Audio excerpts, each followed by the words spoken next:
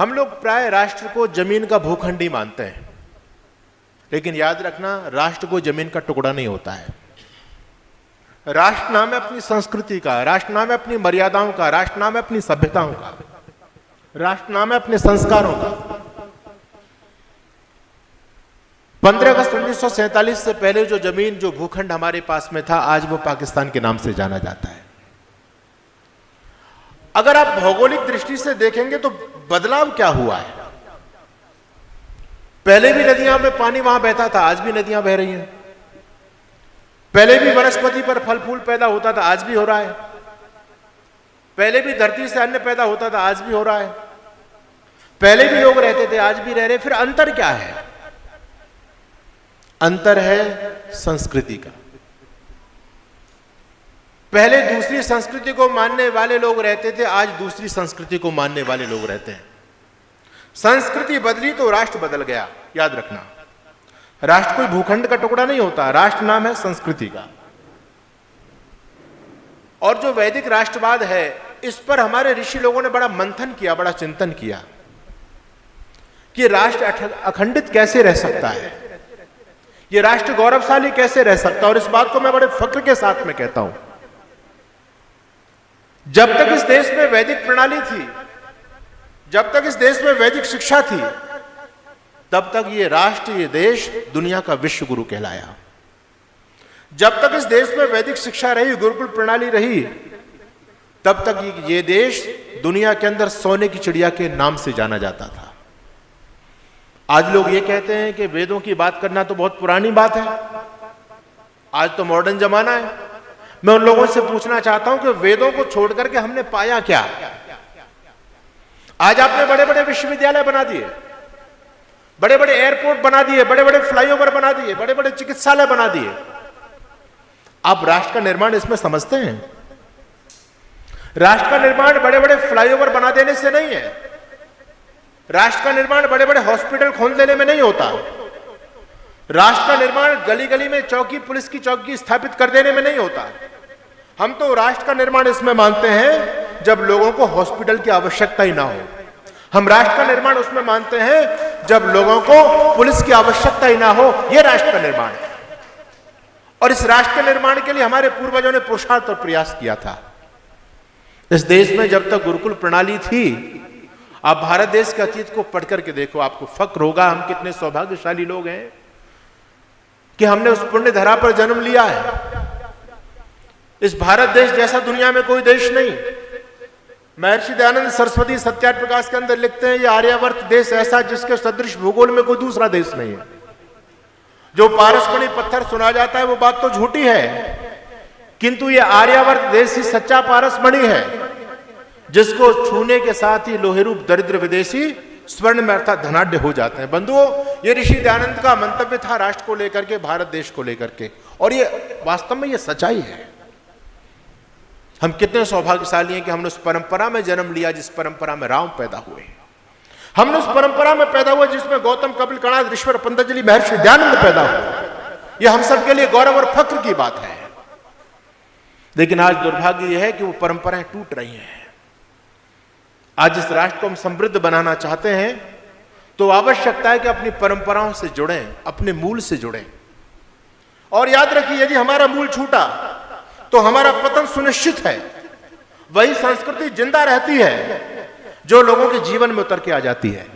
और जो समाज केवल संस्कृति की, धर्म की बातें करते हैं, जो संस्कृति लोगों के जीवन तक आ नहीं पाती, उतर नहीं पाती, वो संस्कृति समाज से मिट जाती है। आज हमको खतरा है इस राष्ट्र को लेकर के, और सच्चाई है। इस देश के क्या हालात थे पहले?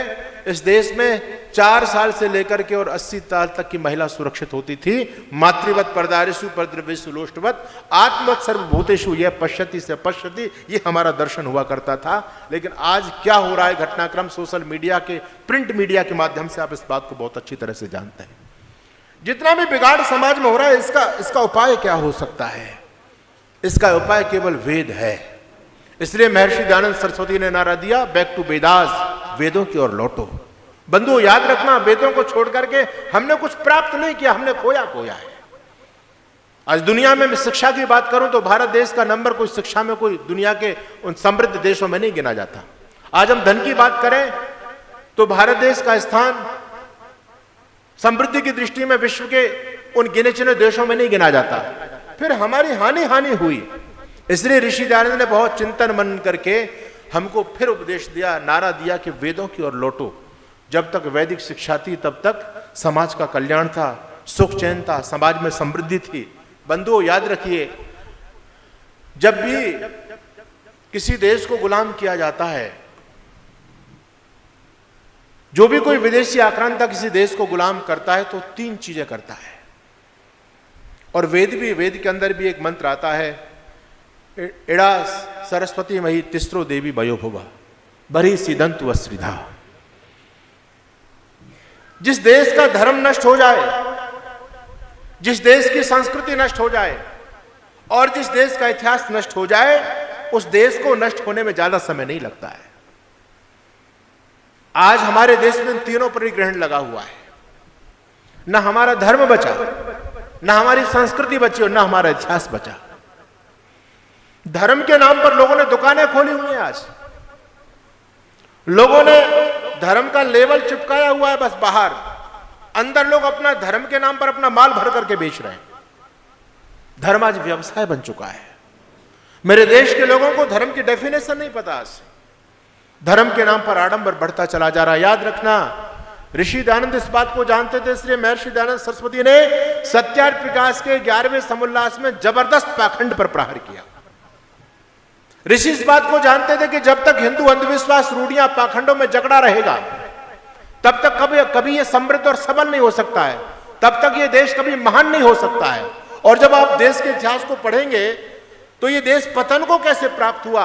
बंधुओं, आप जब इतिहास को पढ़ेंगे तो आपको पता चलेगा कि अगर ये अंधविश्वास, पाखंड, रूढ़ियां इस देश में ना होती तो कभी हम लोगों को 1000 साल तक की गुलामी का मुंह देखना नहीं पड़ता। हम गुलाम हुए किसके कारण? इस अंधविश्वास के कारण। धर्म की सही डेफिनेशन नहीं जानने के कारण लोगों ने धर्म के नाम पर लोगों को गुमराह किया, पहले भी किया और आज भी कर रहे हैं। जब तक इस देश में पाखंडवाद रहेगा, अंधविश्वास, ढोंग, रूढ़ियां रहेंगी, तब तक ये देश कभी सबल नहीं हो सकता। इसलिए वेद के संदेश को जन जन तक सुनाने की आवश्यकता है, वेदों के मार्ग पर लौटने की आवश्यकता है। वेद में कोई पाखंड की बात नहीं है। दुर्भाग्य था इस देश का, बड़े बड़े बलशाली योद्धा, बड़े बड़े राजा, बड़े बड़े पराक्रमी या राजा थोड़े थोड़े अंधविश्वास के चलते बर्बाद होते चले गए। मंदिर का झंडा झुक गया, इसको लेकर के मोहम्मद बिन कासिम जीत गया, राजा दहार की हार हो गई। यानी पाखंड इस हिंदू समाज में इस कदर बस चुका था कि जो राजा दहार तोपों की गर्जनाओं के सामने नहीं घबराया, जो राजा दहार युद्ध भूमि में दुश्मनों का सामना करते हुए लेश मात्र भयभीत नहीं हुआ, वो राजा दहार केवल मंदिर के झंडे गिर जाने से भयभीत हो जाता है और सिंध पर मोहम्मद बिन कासिम का कब्जा हो जाता है। ये ऐतिहासिक सच्चाई है, इसको हम झुठला नहीं सकते। जिस देश का धर्म नष्ट हो जाए, उस देश को बचाने कोई बचा नहीं सकता। वो देश ज्यादा दिनों तक सुरक्षित नहीं रह सकता। आज धर्म के नाम पर इस धरती पर क्या क्या अनैतिक कर्म हो रहे हैं, आप इस बात को बहुत अच्छी तरह से जान रहे हैं। और लोग बर्बाद हो रहे हैं, घर परिवार टूट रहे हैं, रिश्ते खत्म हो रहे हैं। आप लोगों ने महाराष्ट्र में देखा होगा, अशोक खरात नाम का एक व्यक्ति था, खूब सोशल मीडिया, प्रिंट मीडिया में खूब वो व्यक्ति हाईलाइट हुआ। लगभग 150 बहनों की इज्जत उस व्यक्ति ने लूटी। किसके नाम पर? धर्म के नाम पर। कितना आडंबर चल रहा है। इसलिए महर्षि दयानंद सरस्वती की आत्मा रोई और ऋषि दयानंद सरस्वती ने जब देखा भारत देश कितना महान था और ये कैसे पतन को प्राप्त हुआ, तो ऋषि दयानंद इस मूल में पहुंचे कि ये पाखंड इस देश में नहीं होता। अगर लोग वेदों के रास्ते पर चल रहे होते तो भारत देश पद दलित नहीं होता। इसलिए महर्षि दयानंद सरस्वती ने सत्यार्थ प्रकाश के 11वें समुल्लास में पाखंड का पुरजोर खंडन किया। और आर्यों, आज ये दायित्व मेरे और आप सबके कंधे पर है। आज हम लोग कहीं ना कहीं इस दायित्व को अपने कंधों से नीचे गिराने में लगे हुए हैं। आज हमारे कंधे कहीं ना कहीं कांप रहे इस दायित्व को ग्रहण करने में। और मैं लोगों से कहता हूं कि अगर आर्य समाज के लोग भी पाखंड का खंडन करना बंद कर दें तो लोगों को वेद का रास्ता कौन बताएगा। आज विडंबना है, जो क्रांतिकारी आंदोलन आर्य समाज, जो धधकती अग्नि थी, जो वैचारिक आंदोलन था, आज कहीं ना कहीं वो डगमगाने लगा है और अपने दायित्व को अच्छी तरह से निभाने में असमर्थ नजर आ रहा है मुझको। अगर हम लोग वेद की बात ना करें, अगर हम लोग भी ये कथा कहानियां सुनानी प्रारंभ कर दें तो वेद का सिद्धांत बचेगा कहां। आज आप देख रहे हैं हमारे समाज में एक नया प्रचलन चला है आज कथाओं का, और बाढ़ आ रही है। राम कथा वाचकों की बाढ़ आ गई आर्य समाज के अंदर, कृष्ण कथा वाचकों की बाढ़ आ गई आर्य समाज के अंदर। हम रामकृष्ण के विरोधी नहीं है, ये आर्य समाज तो वो संस्था है जिस संस्था ने रामकृष्ण के सम्मान के लिए अपना बलिदान दिया है, अपनी गर्दनें कटाई। जब जब धर्म संस्कृति की बात हो, विदेशी विधर्मी लोगों ने पुस्तक लिखी रंगीला रसूल, सीता का छिनाला, किसने जवाब दिया? आर्य समाज ने तो जवाब दिया। आज जो रामकृष्ण के नाम पर बड़ी बड़ी कथाएं कर रहे हैं लोग, सब अपने घरों में बंद बैठे थे, उस समय आर्य समाज सामने आया और पंडित चमुपति एमए ने ईंट का जवाब पत्थर से दिया, रंगीला रसूल लिखा। और इस रंगीला रसूल लिखने के छपने के परिणाम स्वरूप मासे राजपाल की हत्या हुई। मुझे दुख इस बात का होता है कि आज तथाकथित धर्माचार्य हम पर यह प्रश्न चिन्ह खड़ा करते हैं कि आर्य समाज के लोग राम और कृष्ण को नहीं मानते। अरे हमसे ज्यादा रामकृष्ण को कौन जानेगा, कौन मानेगा? हम तो वो लोग हैं कि हमारे पूर्वजों ने रामकृष्ण की मर्यादाओं को, संस्कृति को बचाने के लिए, परंपराओं को बचाने के लिए अपना बलिदान दिया है, तब ये रामकृष्ण की संस्कृति बची है। लेकिन आज कहीं ना कहीं वो पाखंड जो पौराणिक लोग कर रहे हैं वो आर्य समाज के मंचों से भी आ रहा है। मैं आप लोग जो आर्य समाज के लोग यहाँ जिम्मेदार लोग बैठे, मैं आपसे लोगों से निवेदन करता हूं, हम रामकृष्ण के विरोधी नहीं है। रामनवमी आए तो राम की कथा सुनिए, जरूरी है इतिहास को जानना। लेकिन ये नहीं कि लोगों ने धंधा बना लिया, वो कथाएं कथा चल रही है। भैया ये अगर ये आर्य समाज का मंच भी कथाओं का मंच बन करके रह गया तो वेद का प्रचार कहां से होगा? दुनिया में केवल हम ही कहते हैं कि वेद की ज्योति जलती रहे। बताओ आपने किसी पौराणिक मंदिर से घोष सुना कि वेद की ज्योति जलती रहे? नहीं कहते। हमारे कंधों पर जिम्मेदारी है वेद की मशाल कभी बुझने नहीं देना। समय बदलेगा, ये तो समय बदलता रहता है, उतार चढ़ाव जीवन में आते रहते हैं। ये नहीं कि उन उतार चढ़ावों को देख करके हम भी बह जाएं समय की तरह, नहीं, हमको अपने सिद्धांतों पर अडिग रहना है। इसलिए याद रखना, अपनी मर्यादाओं को हमको बचा के रखना है। वैदिक संस्कृति ऋषि दयानंद सरस्वती आपको वेद से जोड़ करके गए, और सौभाग्य हमारा है, हम वो लोग हैं जो महर्षि दयानंद सरस्वती का मार्गदर्शन हमको प्राप्त हुआ है। और दुर्भाग्य हमारा यह है कि ऋषि दयानंद के मार्गदर्शन को प्राप्त करने के बावजूद हम उसको अपने जीवन में नहीं अपनाते, हम पाखंड के रास्ते पर जा रहे हैं। ऋषि दयानंद सरस्वती एक हाईवे बना करके गए हैं।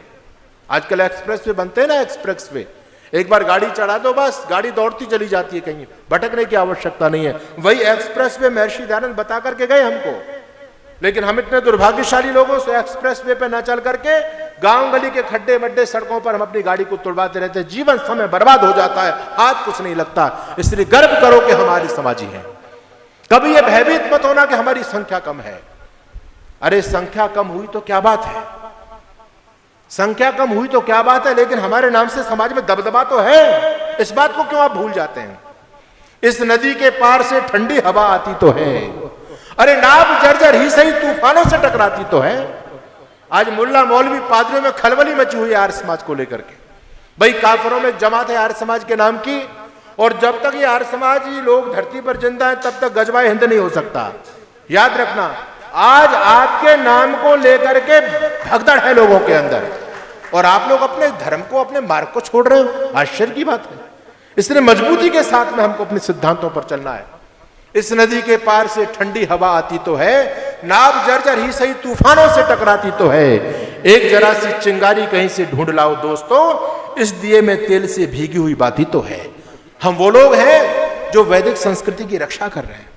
हम वो लोग हैं, दुनिया में मुट्ठी भर लोग हैं जो वेदों की बात करते हैं। बताओ आज वेद की चर्चा कहीं होती हो? केवल आर्य समाज का मंच ही तो है जहां वेद की बात होती है। इसलिए इस पाखंडवाद का निषेध करो। आप वैदिक राष्ट्र बनाना चाहते हैं, जब तक ये पाखंड रहेगा तब तक वैदिक राष्ट्र कभी नहीं बन सकता। हम कल्पना नहीं कर सकते, याद रखना। और आज हिंदू राष्ट्र लोग चिल्ला रहे हैं, वैदिक राष्ट्र तो बहुत दूर की बात है। पहले हिंदू राष्ट्र भी बनना बड़ा मुश्किल है। तो सबल हिंदू बने, समर्थ हिंदू बने, वो जब बनेगा जब इस पाखंड से दूर होगा।